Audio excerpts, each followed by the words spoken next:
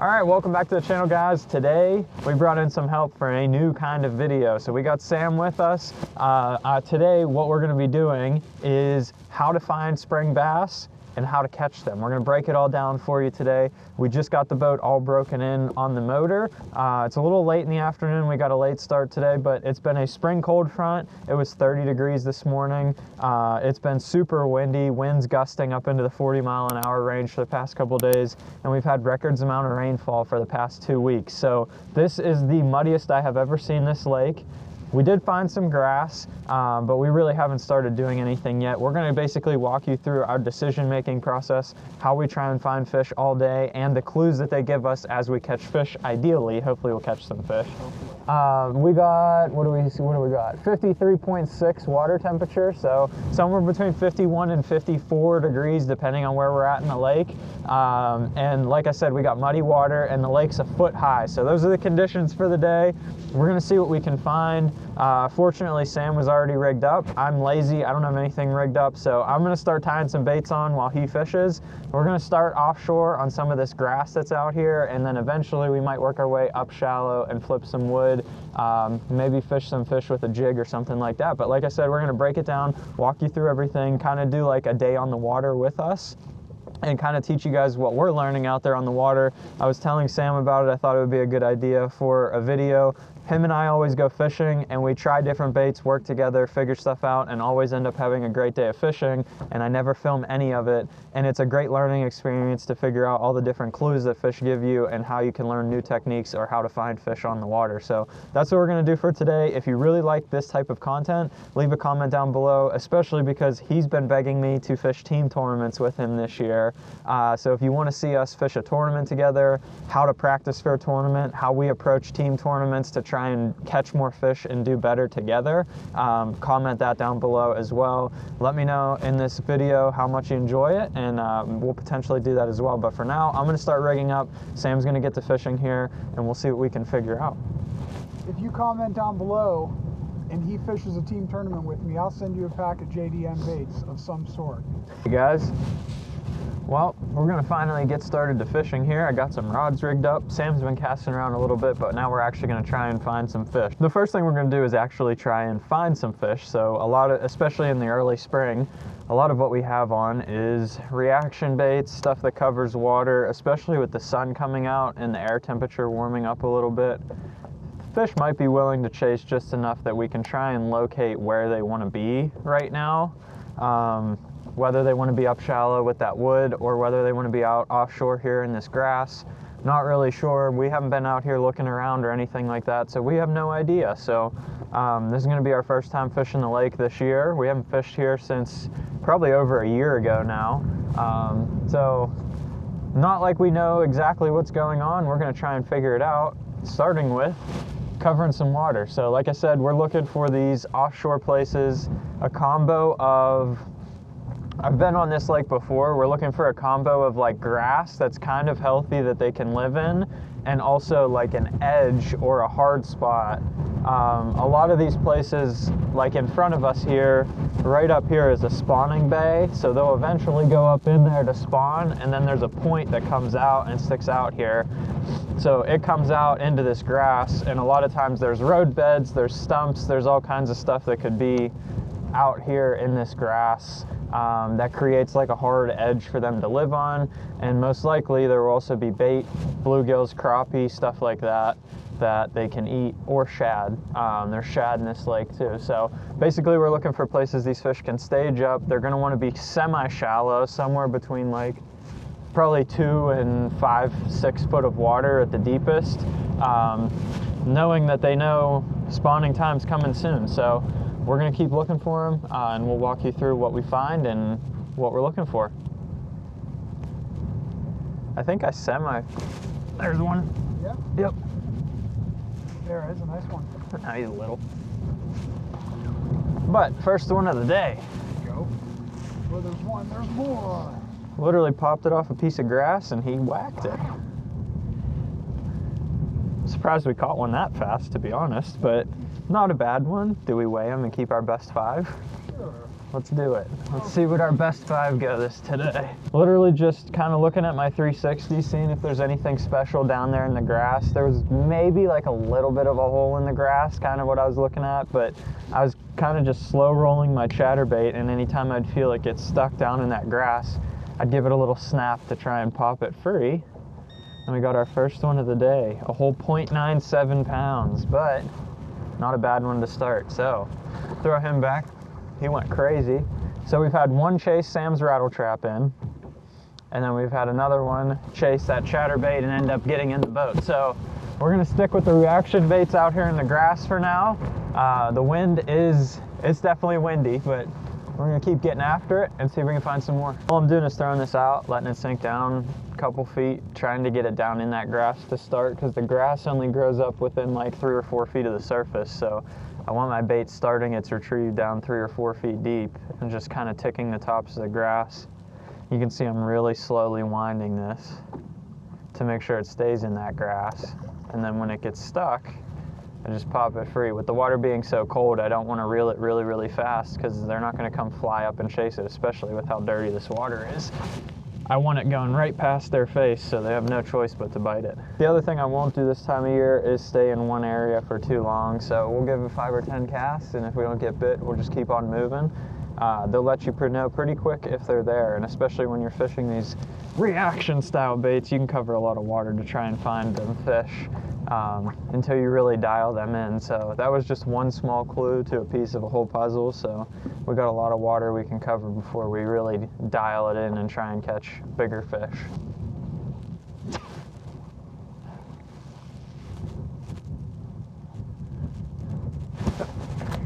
Biggin.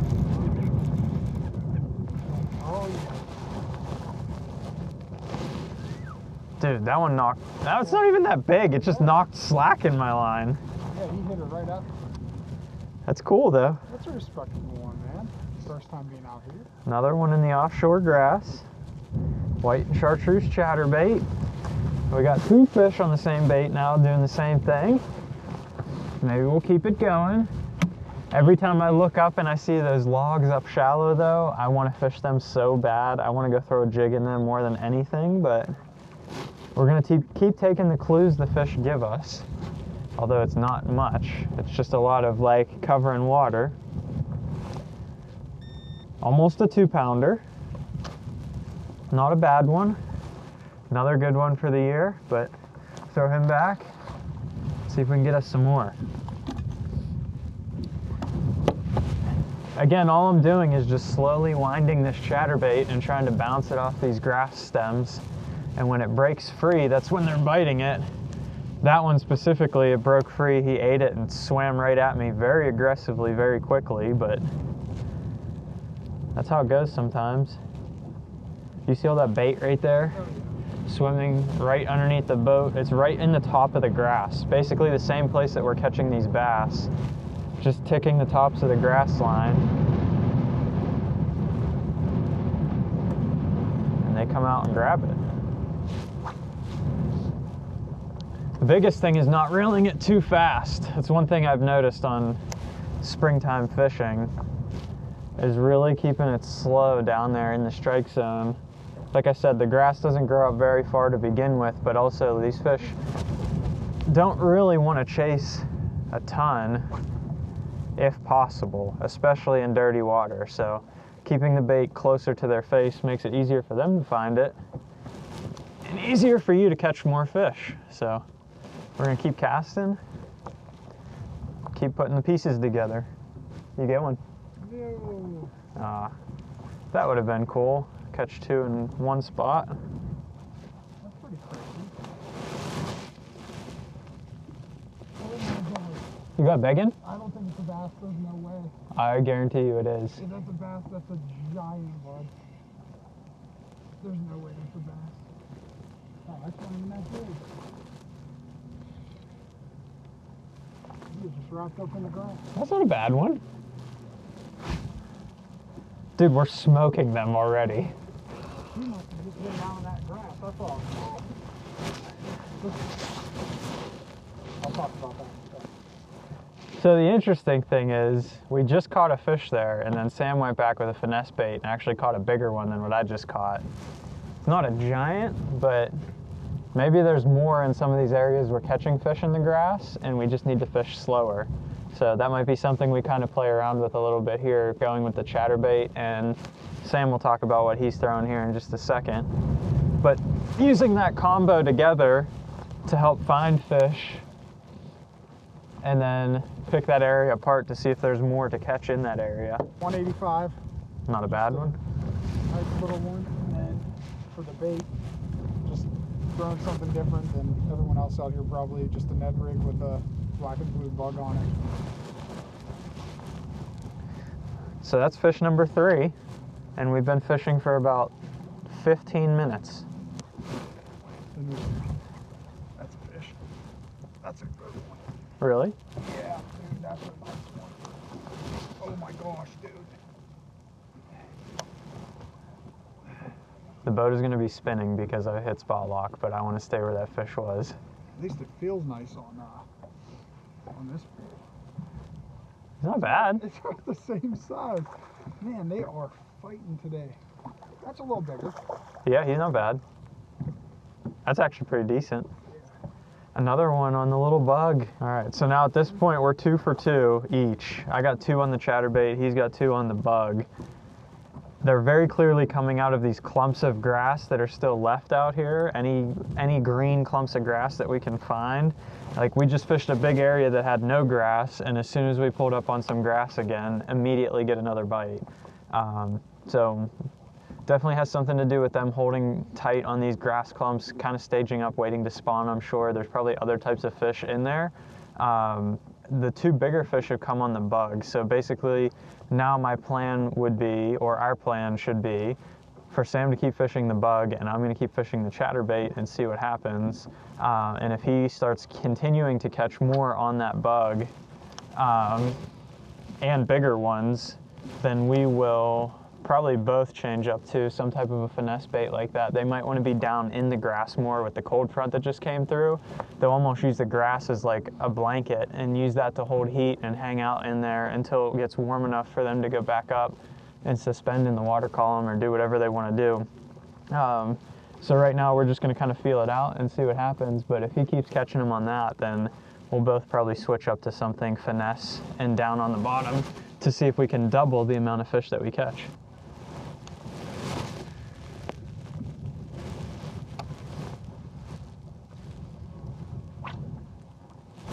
There it is.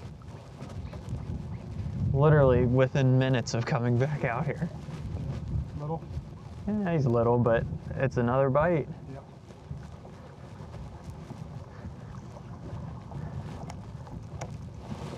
Little baby guy.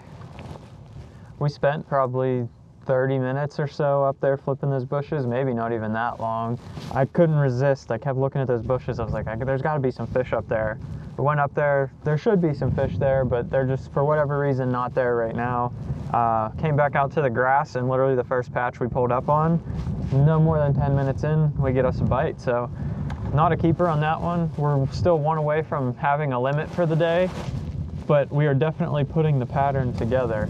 Not really sure if there's a bait preference right now because we're catching them both pretty equally.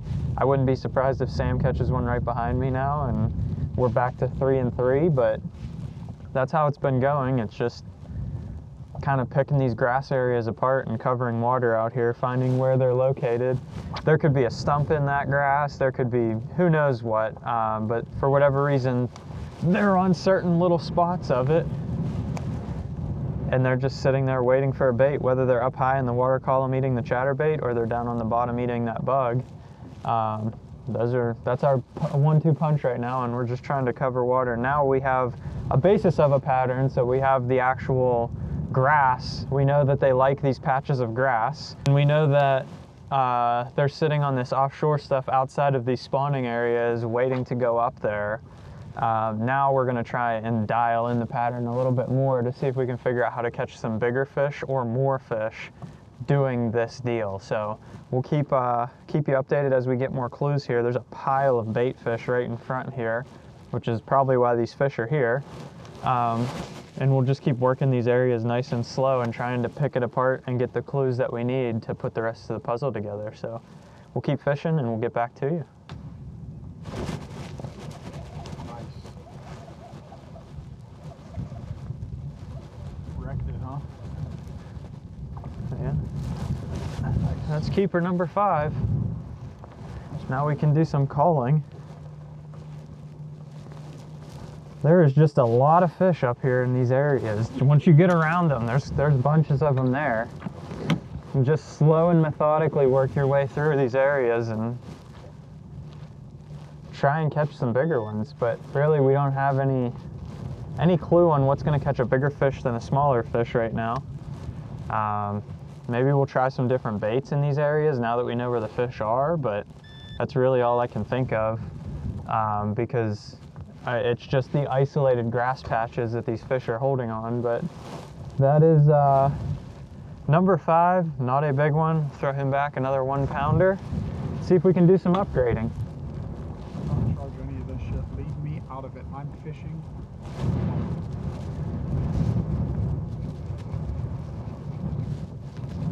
On the swank.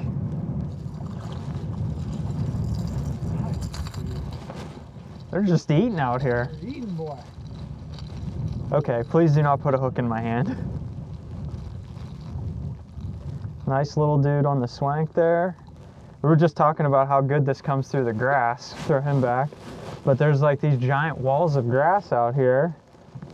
And that L-shaped bill, I've done a video on this bait before, but that L-shaped bill just comes through this grass so well. You don't have to rip it through or anything. It's just literally throw it out there. You can wind it through. If it gets stuck, you can kill it, and it's super buoyant, so it'll back itself back out. And then you can start your retrieve again. It's a pretty cool bait. I lost the grass again. We'll find it. It's over there. Yeah. It's a little dude, but Big one, but fun. dude, there's so many fish up right now. Another little guy. See ya. Look at that hard edge on the grass. So this is what we're looking at right here. You can see out here is a bunch of nothing on my 360, and right there is a hard edge of grass. That is directly right over there. We're casting our bait right along the edge and bringing it over the top of the grass edge and hoping we can get one to bite. Unfortunately, we haven't found any big ones yet. But that's the technique, that's the pattern, that's what we got dialed in right now. And every time we find those grass edges, we're catching fish. Which equates to fun, so I don't care if they're 12 inches long. We spent 2 hours breaking the boat in today. Didn't even know if we were going to be able to fish at all from all the rain. And ended up getting out and catching a bunch of fish, so I'm happy with it. All right, guys, that's gonna do it for the day. We are gonna head in, we gotta go to dinner. Basically, my microphone died there at the end a little bit, but what we've been doing is targeting these hard edges in the grass. So what these fish usually do, they live on brush piles, they live on hard spots offshore. What's happening right now is they want to be up in those spawning bays and up in those trees, but the water's not warm enough yet. With it still being in that like 53-degree range, they're still staying out here and feeding up for the spawn. So there are these old patches of grass that made it through the winter, and it's still healthy, and it attracts the bait to it, and the bass are following. So they're running the edges of these pieces of grass, they're sitting up on top of it, they're sitting down in it, depending on the weather, but they're just hanging around these isolated patches of grass. So we were finding them with the 360. I was running the chatterbait. I was using the Z-Man jackhammer here with a Yamamoto Zaco trailer, just ripping it through the grass. Chartreuse and white because the water was really dirty, and we were just fishing around those edges, covering water with that. And then when we found some that were really effective, we were using the TRD bugs right here, or at least Sam was, little baby beaver on a jig head, and picking those areas apart and really dragging that bait down in the grass or along the edges, picking up inactive and active fish. That's kind of how we worked together to catch some fish today. Never really figured out what it took to get the big bites, unfortunately, but some days that's the way it goes. The way I want to start doing these types of content, if you really enjoy this format, let me know. Obviously, we'll fine tune it and get a little bit better. It's the first time I've ever tried it. But what I want to do is show you the on the water experience, the good days and the bad. There's days I go out here and I literally catch 2 fish. I want to show those days as much as I want to show the days that I go to Lake Erie and these other places and catch 50, 100 bass in a day and really have an amazing day of fishing. Some of those days that I do catch 50, 100 bass in a day, you won't believe it, but a lot of those happen in the last 3 or 4 hours of the day. In the first 6, 7, 8 hours of the day, I'm catching 3 or 4 or nothing, and I'm just trying to put those pieces of the puzzle together. I only get 1 day a week to fish. A lot of times I'm going to these bodies of water that I haven't been to in weeks, months, years, new places I've never been to, and I'm trying to figure them out on the fly. So I want to walk you guys through that process and how I do that each week, especially in the springtime. Stuff changes so much. I could come back to this lake next week, fish completely different, and I have to put the puzzle pieces all back together again. So that's the way that I break down a lake. We did work together today to figure that out. If you want to see a video on how to fish this chatterbait and catch fish using it, go ahead and check this one out here. Hit the subscribe button down below, and thanks for watching.